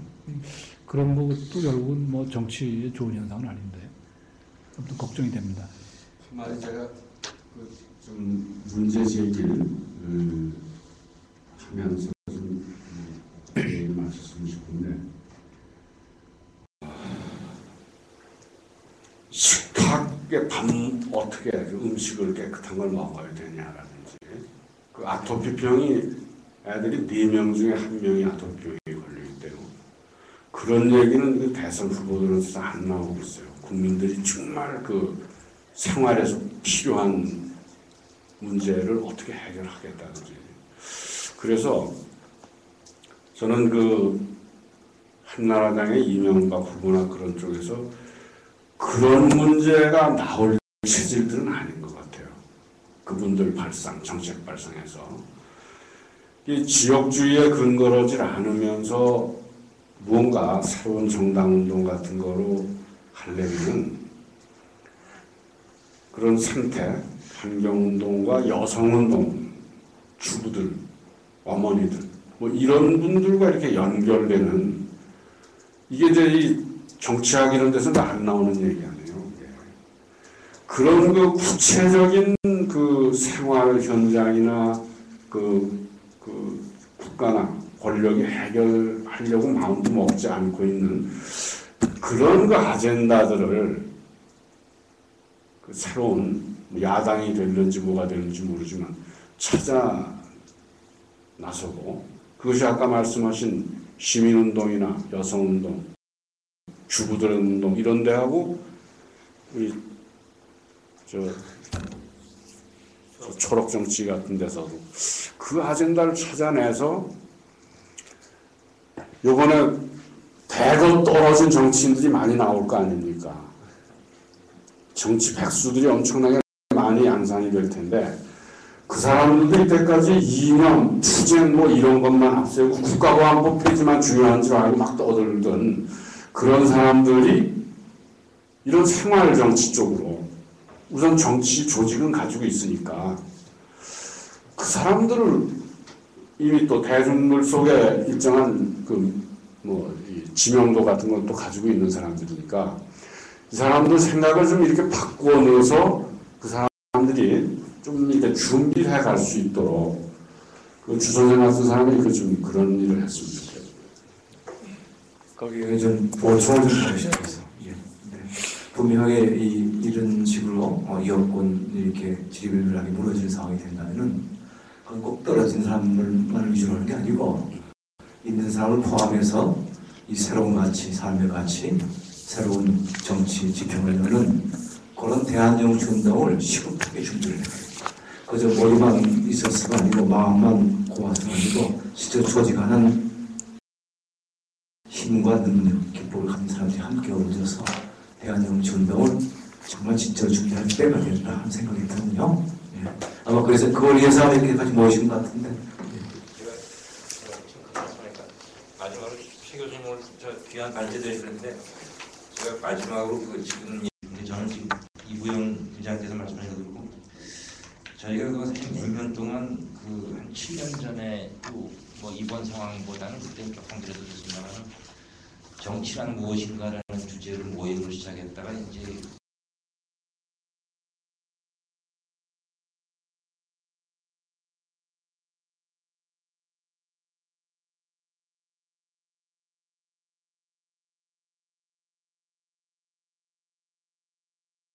정치보다는 조금 더 프로세스 쪽을 많이 강조하는 절차 쪽을. 그런데 제가 그래서 지금 새로운 어떤 좀 이제 정치 패러다임이라든지 뭐 이런 정치 문화라든지 이런 거를 좀 만들어 가야 될 때가 된 거 아닌가 생각하는데, 제 교수님들 이렇게 이 사회적 기반 말씀하실 때 노동 쪽을 이제 많이 강조하시는데요. 그래서 노동의 가치라든지 뭐 이런 거는 저도 이제 동의를 합니다만은 현실로 우리 산업사회 초기에 모든 계급 개념으로서의 어떤 노동자, 농민 이거에 대한 비중을 어느 정도로 봐야 되는지 하는 게 제가 사실 최 교수님들 말씀에 대해서 제가 조금 의문이 조금 있습니다. 그래서 지금 아까 그랬지만 지금 산업사회 때 패러다임하고는 좀 달라져야 되지 않나. 왜냐면 지금 노조 아시다시피 뭐 노조 지금 조합 조직률이 11% 뭐 지금 이런 정도고 지금 저 민주당 현실을 봐도 그래서 조금 이제는 그걸 조금 더 넓혀서 좀 이제 좁은 의미의 노동자 농민 이런 거보다는 좀 오히려 시민이나 뭐 이렇게 일상적인 삶을 사는 사람들의 문제 쪽으로 오히려 좀 넓혀가는 그런 변화가 좀 이제 생각해 볼 때가 되지 않았나. 저는 이제 특히 저는 왜 그 말씀드리는 거 지금 민노당하고 북한 노동당하고의 저는 그 관계가 정리가 잘 안 되는 것 같아요. 지금 얼마 전에 원영길 뭐가 텔레비에서 그 질문을 홍영기 교수가 하니까 별로 코멘트를 안 하고 넘어가더라고요. 그래서 내가 저분이 아마 이번에 후보가 된 지지 기반을 의식해서 그러나 보다 이제 그렇게 하고 하는데 그 점을 저는 분명히 하지 않으면 그때 독일에서의 프랑크푸르트 선언이나 그런 게 나오던 때처럼 저는 이제 소위 구진보 쪽도 저는 변화가 와야지 정말 계속 저 패러다임을 가져가는 게 과연 진보인가. 그래서 최 교수님들 좀 그쪽 그룹에 대한 좀 애정을 갖고 계신 것 같아서 네, 좀 좋은 질문이신데 저는 뭐 우선 노동이라고 하는 말에 유럽이나 하는 선진 자본주의 국가에서 했던 고전적인 그런 계급 중심의 생산직 노동자 계급 정당 패러다임이라고 할까 이런 건 아닙니다. 그러니까 제가 생각하는 노동은 하여튼 생산직 노동자를 포함해서 IMF 이후에 사실 중산층의 고용 안정이나 노동 시장에서의 문제 같은 것이 굉장히 보편화됐다고 저는 보거든요. 근데 우리나라에서는 오히려 이 노동이라고 하는 것이 이념적으로 해석됨으로 인해서 굉장히 좁게 이해되고, 그리고 그거를 담론으로 말하기도 그렇고 이거를 통해서 뭘 한다는 게 오해를 불러일으키기 쉬운 그런 문제가 전 크다고 봐요. 그러니까 전 우리가 5, 60년대 냉전을 경험하면서 물려받은 가장 부정적인 유산의 하나가 이 노동이라고 하는 문제를 처리하기가 상당히 어려운 거. 이거는 뭐 정말 보통 사람들의 생활 문제와 직결된 문제고 세계 정치라는 게 이런 문제를 떠나서는 정치가 돌아가지 않는데 우리나라에서는 이런 것이 확대 해석됨으로 인해서 정치가 이 경제 문제를 얘기할 수가 없는 겁니다. 그러니까 이미 확인된 이 지배적인 이념이나 하여튼 노선, 성장 노선이나 이런 거를 빼고는 다른 대안들의 얘기를 하면 친사회주의니 친북적이니 무슨 반시장주의니 이런 이데올로기적 레벨링이 당장 따라오는 면이 있는 거죠. 그러니까 제가 생각하는 노동은 상당히 광의에, 물론 생산 노동자도 포함해서, 그리고 이념적으로 제가 생각하는 노동, 앞으로 어떤 형태의 노동을 중심으로 한 정당이 만들어진다면 제가 생각하는 거는 우리나라의 경우에서는 현실적으로는 영국의 지금 제3 브레어가 했던 실험 말이죠. 브레어의 실험이라고 하는 건 사실 대처의 그거를 전통적인 틀을 그대로 가져온 거거든요. 그러니까 우리나라의 지금 현재의 경제 상황에서 반시장주의나 반신자유주의라고 하는 것이 우선 현실적으로 가능하지 않는 거죠. 그래서 중요한 것은 그런 이념적 무슨 그런 게 중요한 게 아니고 이런 우리 현실로 들어온 속에서 나타나는 문제를 폭넓게 이념적인 제약 없이 이렇게 말을 했으면 좋겠는데 노동이라고 하는 개념을 쓰다 보니까 이제 그것이 묻어 있는 이런 말의 역사라고 할까 하여튼 이념적인 이런 게 아무래도 따라오게 되고 그렇습니다. 그래서 저는 사실 민주당에 대해서는 잘 되기를 바라고 애정도 있는데 이번 그 민주당이 하여튼 코리아 무슨 연방 여기 저 발표문도 있습니다만은 이른바 주체파입니까? 하여튼 이런 파들이 아직도 시대에 맞지 않는 이념이나 이런 걸 가지고 북한에 대해서도 너무 무비판적인 그런 거에 대해서 저는 전혀 동의하지 않습니다. 하여튼 그런 것들에 대해서 이 민노당이라고 하는 게 지금 형태로서 과연 미래가 있는가 이런 생각 좀 하고 그러는데 그러나 노동 문제는 이게 정치 안으로 들어오지 않고서는 안 된다고 생각하는 거죠. 그런 게 제가 하여튼 그 문제와 관련해서 생각합니다. 국민민주가 답변 안 하는 거 많이 얘기하네. 국민민주 답변 안 해. 아니 아주 어색하더라고요. 답변을 안 하는데 너무 어색해. 네, 이제 시간이 됐으니까 마무리하겠습니다. 오늘 발제해 주시고 이렇게 대화에 참여하신 우리 최장직 교수님께 감사드리고 그리고 또 참여하신 모든 분들이 지금 그 정당이 제 역할하는 그 민주주의가 발전하도록 하는 바람에서 박수로 마치겠습니다. 감사합니다.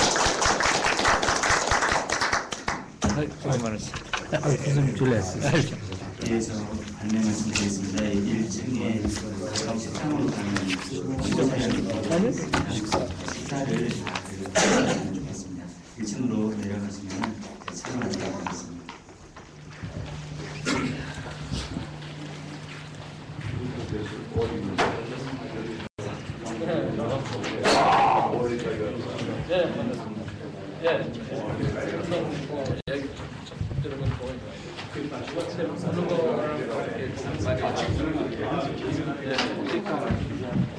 아,